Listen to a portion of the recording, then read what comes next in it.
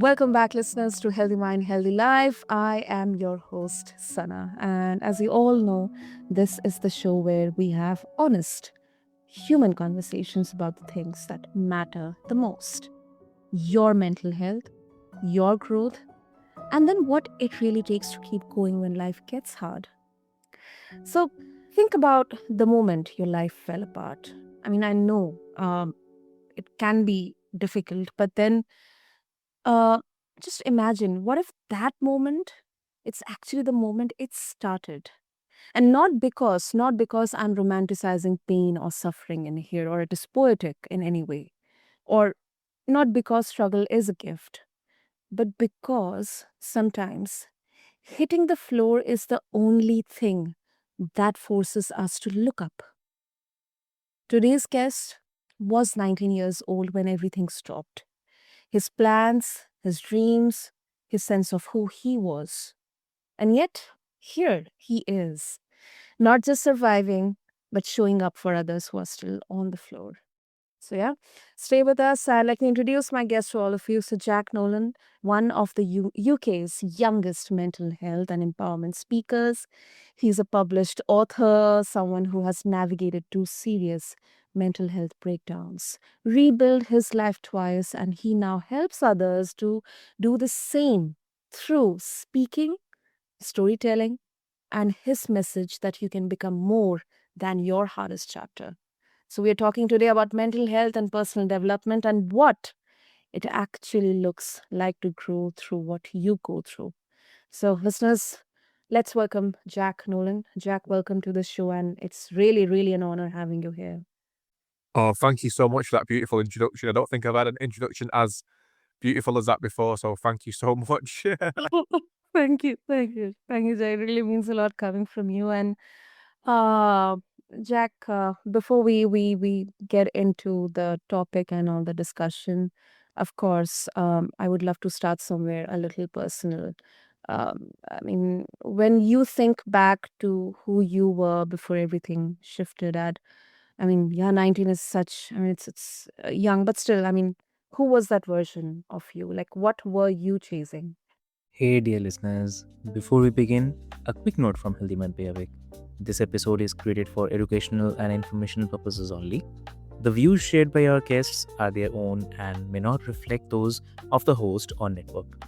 Nothing in this conversation should be taken as medical, legal, financial, or professional advice. Please consult a qualified professional before making important decisions. We encourage you to listen with curiosity, think independently, and use this content as a starting point for reflection, not a substitute for professional guidance. Now, settle in and enjoy the conversation. I was chasing success like every young man does. I was just so driven to achieve that I forgot about the most important thing, my health. Because I see health now looking back as wealth. Because without my health, I can't achieve all the great things that I want to achieve in my life if I'm unwell in hospital or worse. Mm. So, it's a big reality check for me at that point in my life that made me realize who I am, what I'm doing, and that success is not success at all. Hmm. And that is something, unfortunately, I didn't realize at the age of 19, or maybe, in fact, till my late 20s, honestly, Jack. That was something very gradually through specific moments and events in my life. I'm still in that process of realizing, but it's like, you're fighting with that old version of you, um, and in those moments. But then, Yeah. there's this idea that asking for help, and I think it kind of has this cultural source also, factor also, like even admitting that you are not okay. We all keep on saying, yeah, I'm good, I'm fine, I'm doing well. How are you? I'm doing good. So everyone is like doing good. I think admitting that we are not okay is somehow, it's a sign of weakness, especially for young people. I think to some extent it also kind of is a taboo. Uh, Yeah. uh, and I wonder, Jack, from your own experience, what do you think keeps people from recognizing that they are struggling until it becomes a crisis? Why do we procrastinate, or do we just don't want to handle it? I mean, what stops us from seeing it sooner? I think it's fear, the fear and acceptance that we have a problem. No one really wants to admit they've got problems. And it takes a lot of courage to speak to a friend, a family member, a professional, and admit things aren't working right on the inside. Like, I have a good friend of mine, and he always asks me, he goes, "How are you for you?" I think that saying, "How are you for you?" is a testament of empathy and emotional intelligence, because in life, we don't really ask ourselves, "How are we for we?" instead of just saying the surface level, "Yeah, I'm all right. I'm okay." No, actually, how are you? You know what I mean? If that makes sense. So I think actually overcoming them fears and having more conversations and spreading more awareness like this through podcasts and media vehicles, we can actually make a positive change in the world. We can. I mean, uh, not the numbers, but even if just one person, maybe probably after this, they go back, maybe they have that conversation with themselves or maybe with someone they know, um, that creates a huge difference. It still creates a huge difference. It's kind of a ripple effect, and I really love the way, that question is, how am I for myself? How are you for you? Yeah. And Jack, once again, I'm going back to where we started, that particular Yeah. time, when you realized, were there signs that you were moving toward that edge, signs that maybe you or maybe the people around you didn't quite know how to read at that time? Yeah. Yeah, most definitely. I was becoming manic, and I was becoming like erratic in my behavior because of that ambition and that drive. I just Mm. wasn't stopping for sleep. I wasn't looking after myself, and I was getting more open to this world of mental health without realizing that I was in the thick of it. And Mhm. in the thick of that mental health tragedy, I had a mental health breakdown that led to me having a psychosis episode. And the signs is that my behavior was changing. I wasn't behaving the way I normally behave. That means the language that I was using was different. The way I was, showing up for myself was different. Not looking after myself, not stopping for rest, not stopping for recovery, just onto the next mission, onto the next mountain, jump, jump, jump for all these hoops with no stopping and for recovery. And I wasn't talking to my mum and dad about how I actually was feeling on the inside. I wasn't having open conversations about my journey, where I'm at, how I'm feeling, the impact the workload that I was putting on myself was having on me. I just kept it all bottled up on the inside. I felt this like intense pressure to succeed at such a young age because I Mm. felt like I had a lot to prove, and I had a lot of stress on my shoulders from relationships to friendships to family to education to the work that I was doing outside of the education system, working in Mm. the media. And it was just a lot that I was taking on. I wasn't ready for it. I wasn't mentally prepared in how to maneuver all these responsibilities and stresses in my life at that time, which then led to me going down this dark rabbit hole and experiencing a trigger of psychosis. Mm. I can understand that, Jack. I can understand because now you have that language for what was happening inside you. And I think often with many of us out there, we don't we don't have a kind of a name for it.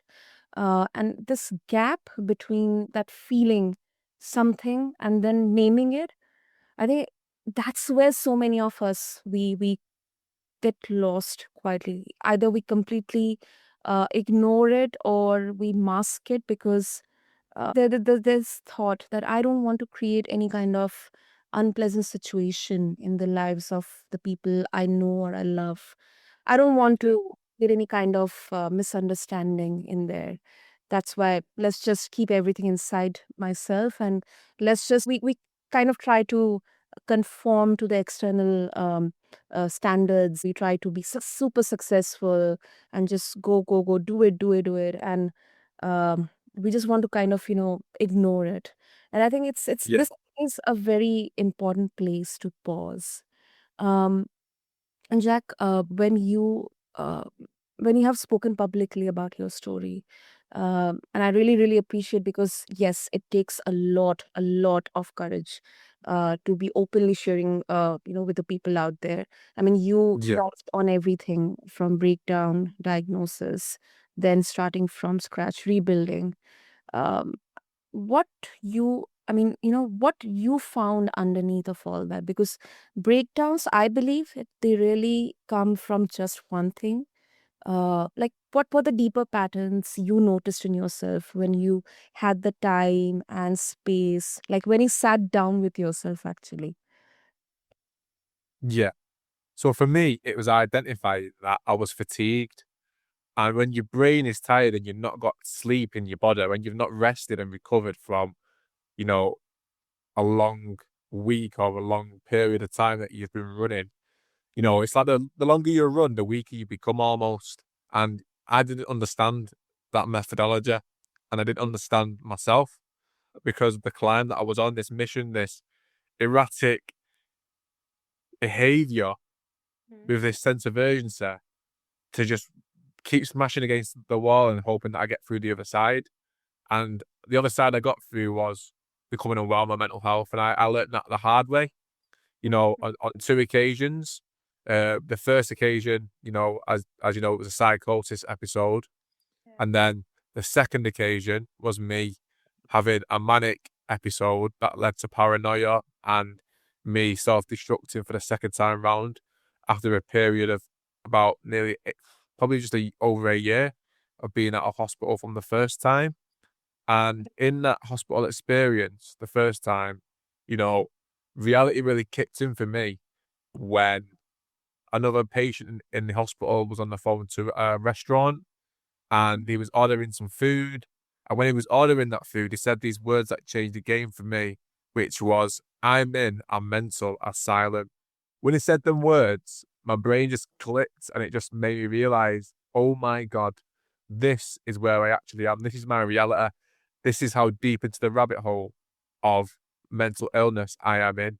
So I really broke down in tears. There was a flood of emotion and shock, horror, and it was a very surreal and scary place to be in. And I wouldn't have, got to them points if I had more understanding of mental health. I might have been put in hospital, but it might have been, a lot sooner. I might have been able to get medication sooner, understand had more on my illness that I was dealing with. But even the doctors didn't know, you know what I mean? Because on paper, I looked like I was doing well. I looked like I was a success. And I wasn't taking any like drugs or drinking too much at the time. So it really had a shock impact on me and my whole family as I self-destructed and lost the plot, basically. Hmm. Hmm. I think that is we often uh, wait for the big moment, or the big breakthrough. But I mean, what you shared is I think, yeah. I mean, it's exactly. We often don't have language for that. I think, but what I can say is that it's really grounding. And it's not about that you're fixing something, or you're broken.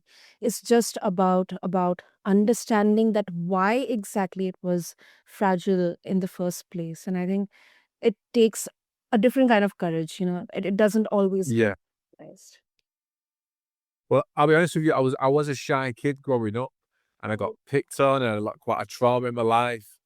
And you don't realize it, but your subconscious is powerful. It's holding on to all these limiting beliefs, all these challenges and stresses. And that's what really inspired this sense of urgency to be a success quick, was because I didn't have that much self esteem.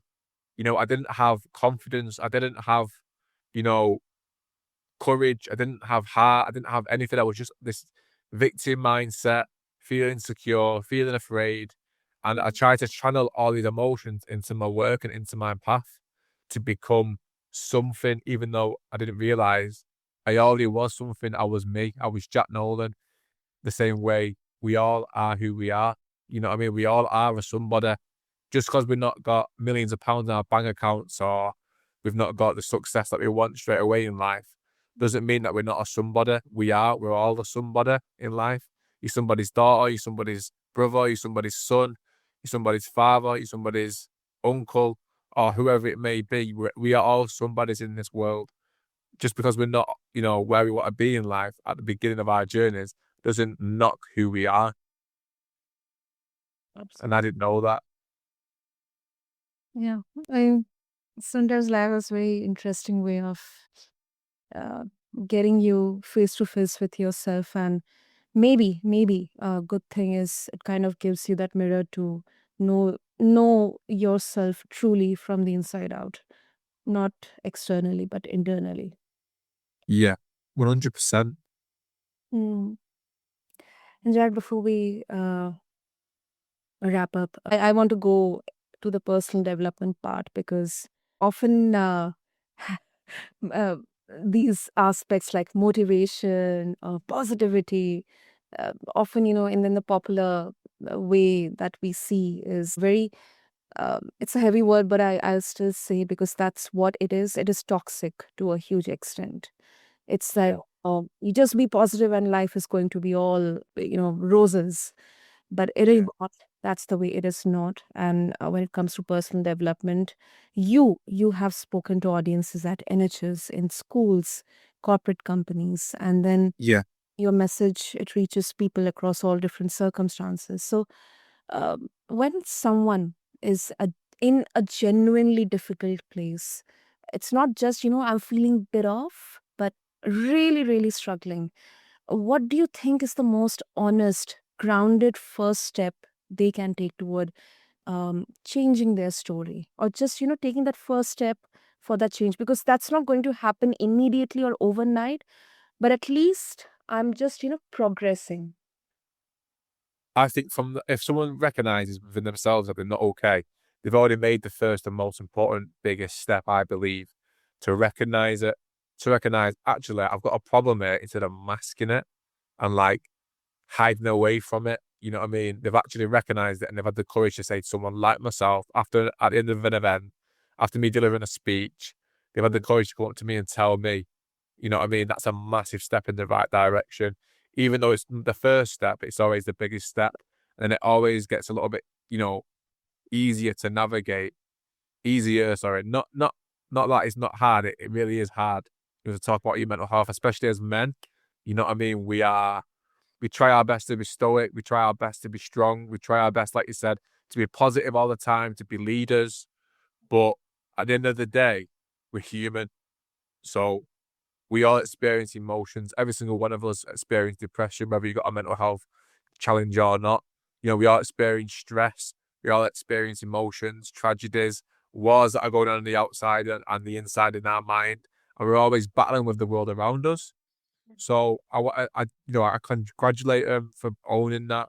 I give him a hug, I give him a high five and say, listen, thank you so much for sharing that with me. This is the first step towards the biggest recovery and comeback that they can make in their lives.